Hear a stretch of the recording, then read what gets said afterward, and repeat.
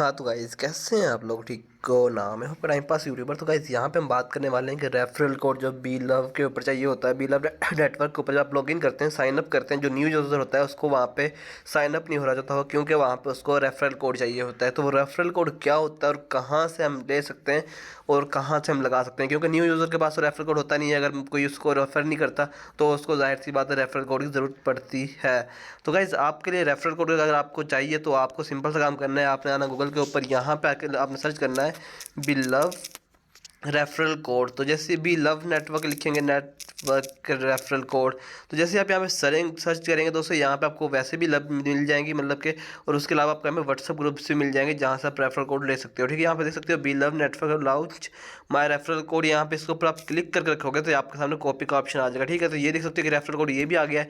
उसके बाद यहाँ पे आप नीचे आओगे तो यहाँ पे भी आपके सामने देख सकते हो चीज़ referral code off for B love network. तो यहाँ पे भी BT27BN, तो इस तरह से यहाँ पे भी आपको रेफरल कोड मिल जाएगा दोस्तों, यहाँ से भी आप ले सकते हो।